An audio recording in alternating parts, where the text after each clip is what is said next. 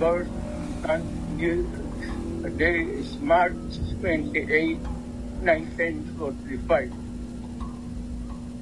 I was born in the province of Leyte in the Philippines. Yun ang mga kababayan, talagang napakasakit pakinggan yung tono ng pananalita ni dating Pangulong Duterte. Halatang halata mga kababayan na hindi maganda yung kondisyon ni dating Pangulong Duterte.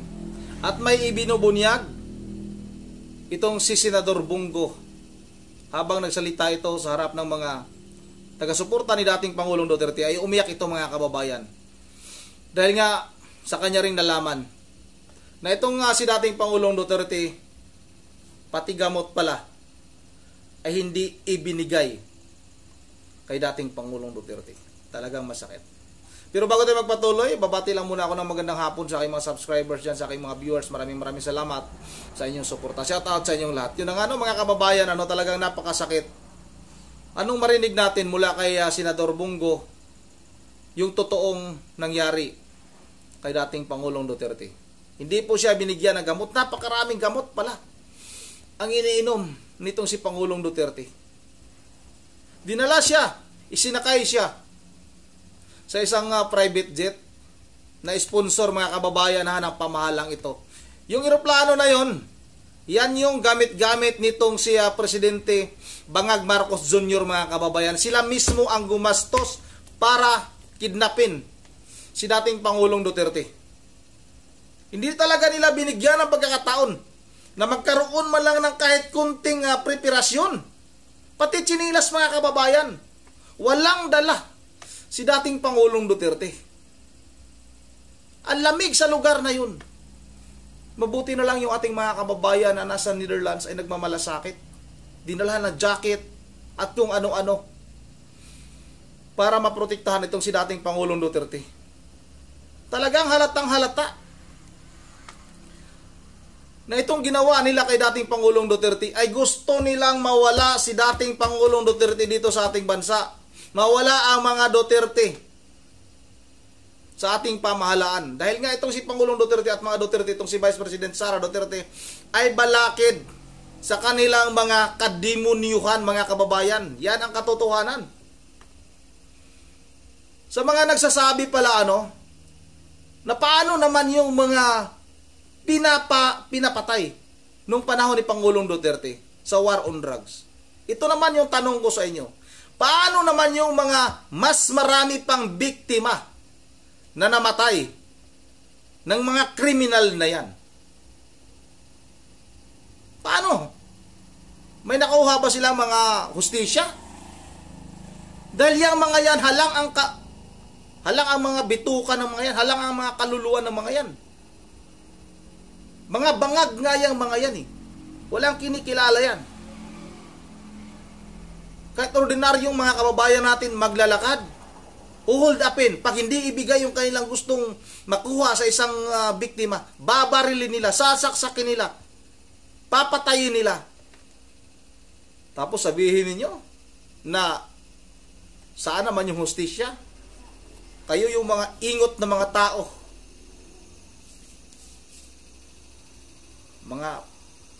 Yun ang mga kababayan, pasensya na talagang isa tayo sa mga nasaktan dahil nga sa ginawa nila kay dating Pangulong Duterte. Ito na mga kababayan, talagang nakakaiyak ito. Sabay-sabay natin ito panoorin. Magandang gabi po sa inyo lahat. Alam kong malungkot tayong lahat sa nangyari,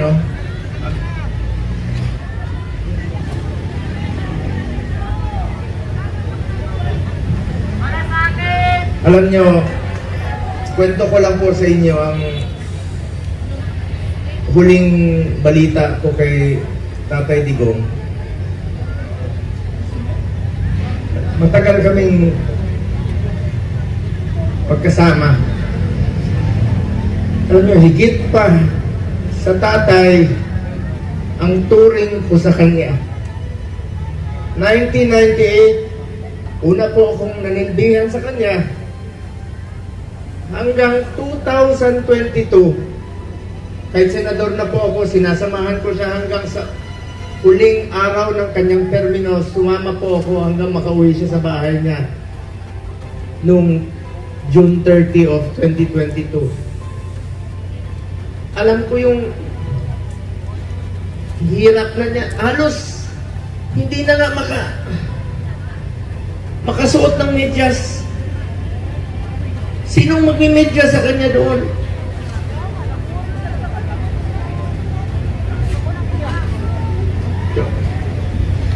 Sinabi ko.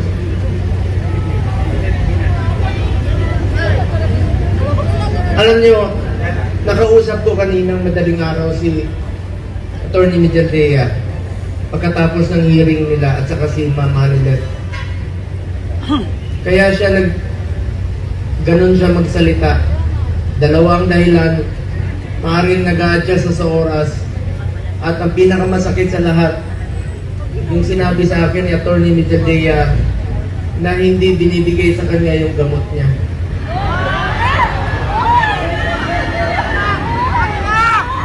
Alam niyo ba, hindi nga niya alam kung ano yung gamot na iniinom niya. Binibigay sa kanya ng nurse niya.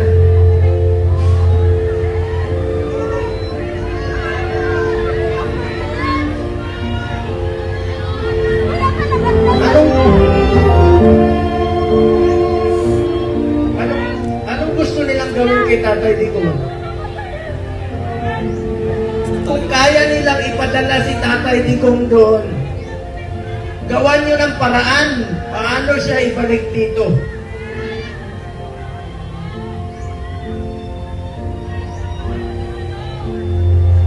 Ang gusto nyo basahin ko yung mga medisina niya.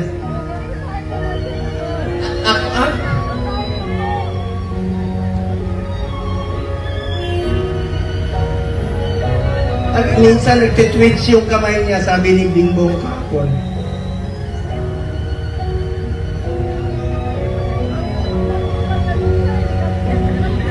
Kaya sa lahat ng mga politiko na nakinabang kayo sa panahon ni, na pinansin kayo ni Tatay Digong.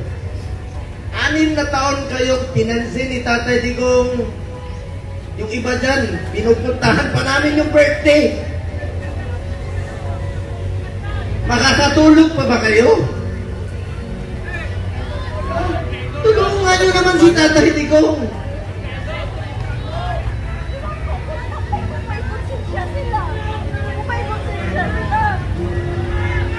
Alam nyo,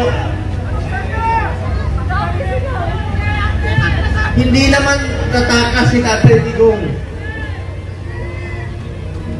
Nung Sabado, maraming nagpapayo sa kanya. Kami, sinabihan namin, Tatay Digong, pagpaliban mo muna. Pagpaliban mo muna yung pagpapauwi mo rito. Alam ni Mama Hanilet yun, alam ni Yes yun, alam na mga kasama niya. Dahil meron akong threat sa kalusugan niya, sa buhay niya. Di natin alam eh. Pero mas pinili niya umuwi at harapin. Ibig sabihin nun, hindi tatakas si Tatay Digong. Hindi tatakbo si Tatay Digong na hindi na nga niya kaya tumakbo. Nakasungkot. Kaya pa ba niya tumakbo? Mga politiko, nananawagan ako sa inyo. Pinansin namin kayo sa 6 na taon, hindi namin kayo pinabayaan. Tulungan nyo naman Tatay Digong. Tulungan nyo naman. Nangungulila lahat. Alam nyo, hindi, pagdating niya, ako mismo, meron na akong pass para sunduin kasama ko yung 3 doktor niya. Then schedule po siya magpa-check up sa Cardinal Santos. Then, bagamat since 2022, di na kami alam nyo, 1998 hanggang 2022, halos araw-araw kami magkasama. 360 days out of 365 days magkasama kami. Noong 2022, may trabaho na po ako bilang senador, hindi na ako nakasama sa kanya. Pero hindi ko po pinapabayaan yung medical niya dahil yun po ang pinangako ko sa kanya hanggang sa pagtanda niya, hanggang sa kamatayan niya, hindi ko po siya iwanan. Lalong-lalo na po sa medical. Alam niyo, nakaraang 4 na buwan, monthly siya nagpapa-check up. Yung dinidrip po siya. You may check with the doctors. I-check niya sa hospital. Kaya samahan ko siya doon, dinidrip siya para umabang kanyang buhay. Scheduled sa March 12. Pero ngayon, pati gamot ipagkakait. Sinong mananagot niyan pag may nangyari kay Tatay Digong? Ibangan! Ibangan! Ibangan! February, umpisa nung December, diyan sa Cardinal, sinamahan ko siya. Sinama si Ma'am Hanelet. Enero, bumalik uli kami. Pebrero, bumalik uli kami. March 12 po siya schedule ulit para sa pagpapagamot niya. Pinagkait nila. Pati gamot. Ayaw bigay sa kanya. Alam niyo, wala siyang sinelas. Pati sinelas. Pati sinelas niya, wala. Nakapaa. Muli namin pag-uusap, nasa aeroplano siya. Sabi ni Bingo, Atty. Major Dea, nakapaa siya. Buti na lang, may nagsuot ng kanyang suot kahapon. Hindi niya kaya. Ang lamig doon. Alam niyo, salamat sa piloto niya. Isang co-pilot doon. Binigay niya yung kalo niya kay Tatay Digong. Alam nila malamig. Binaba siya sa stretcher, mag-isa siya. Hindi alam ni Atty. Major Dea saan siya dinala.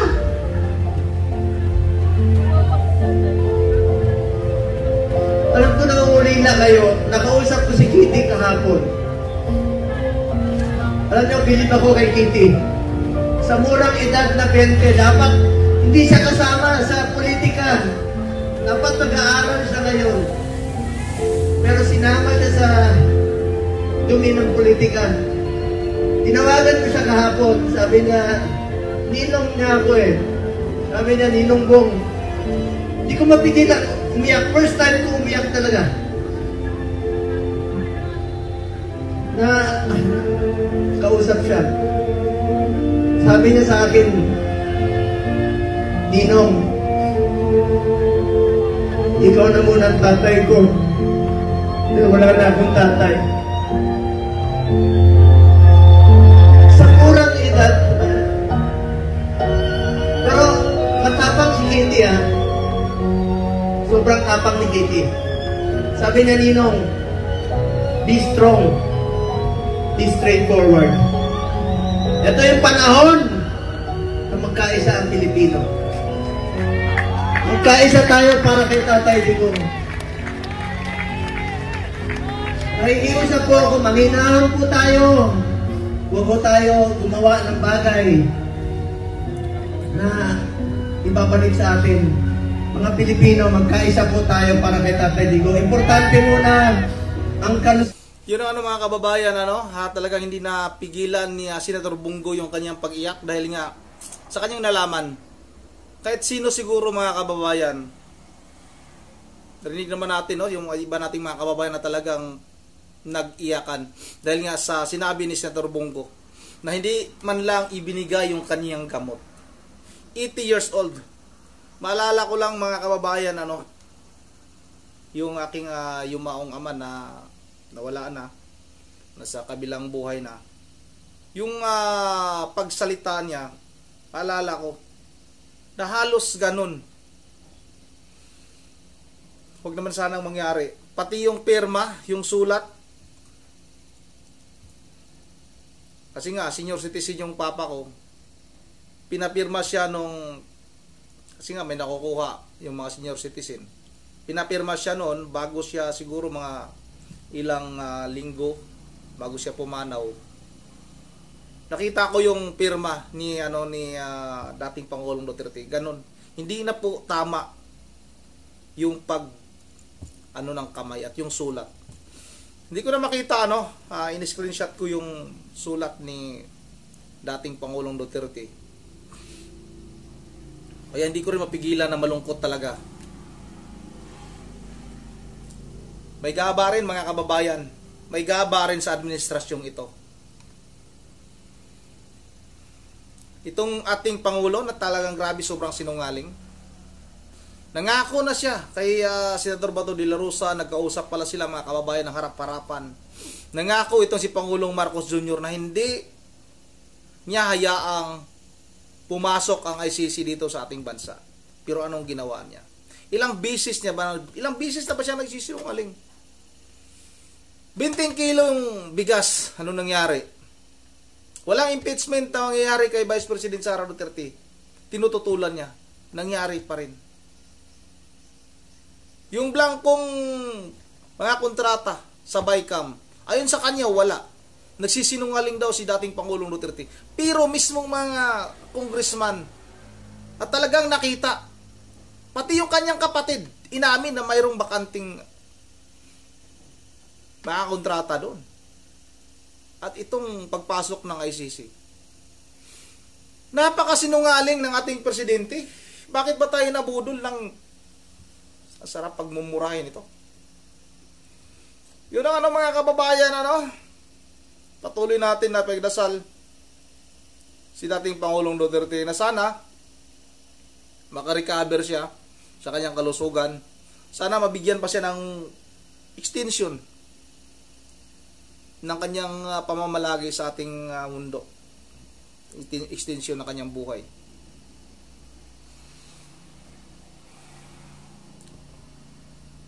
Yun, bago tayo magtatapos ay mag-shoutout lang muna tayo. Talagang nakakalungkot mga kababayan.